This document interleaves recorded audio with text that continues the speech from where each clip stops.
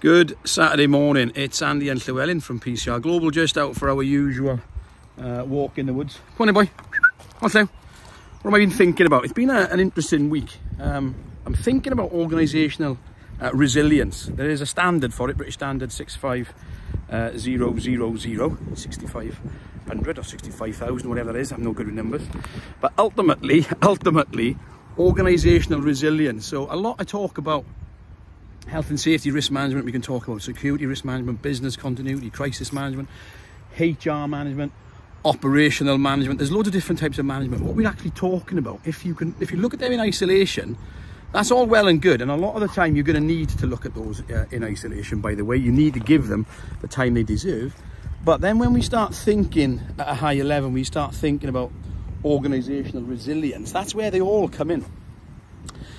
So what is meant by organisational resilience? Well, if you read that British Standard, it'll give you a definition, and that is the ability of an organisation to anticipate, to prepare for, to respond and to adapt to incremental change or sudden disruption in order for the organisation to survive and prosper. So let's think about that. Anticipate, prepare, respond and adapt.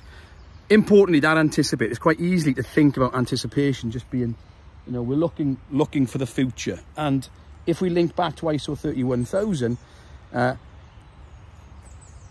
risk management is actually based on timely information, and that's information forward, but information from the past as well. So that anticipate, don't be confused like I have in the past and think it's just all about sort of looking forward, because you've got to look back to anticipate often as well what is going to happen in the future. So, got now, organisational resilience is a really good standard to have a read of.